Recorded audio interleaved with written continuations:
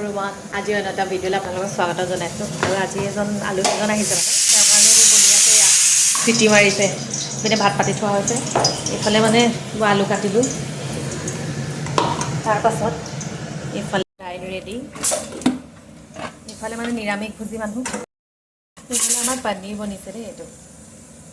পালক পনীৰ দেউতাৰ লগৰ এজন আহিছে আৰু প্ৰথম আমাৰ ঘৰলৈ আহিছে তেওঁ আকৌ মাছ মাংস নাখায় সেইকাৰণে নিৰামিষে ৰান্ধিবলগীয়া হৈছে কামবোৰ কৰি থাকোঁতে আপোনালোকৰ ৰেচিপিবোৰ মই আগবঢ়াব পৰাই নাই ইমানেই ব্যস্ত মানে সেইবোৰ ভিডিঅ' কৰিবলৈকে নহ'ল মাছ মাংসই বনোৱা ভাত সাজতকৈ নিৰামিষ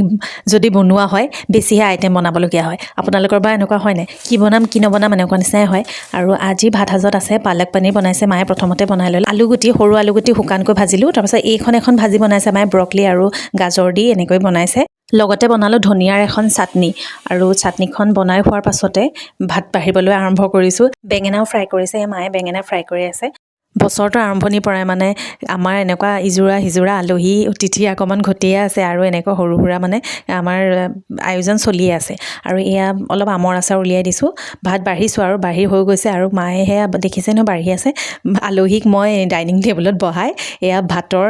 থালিখন অকণমান আপোনালোকক দেখাবলৈ ফটো দুখনমান আৰু ভিডিঅ' দুটামান তুলি ল'লোঁ ভিডিঅ'টো চাই ভাল পালে কমেণ্টত জনাব আৰু মোৰ ইউটিউব আৰু মোৰ ফেচবুক পেজটোক অকণমান মৰম দিব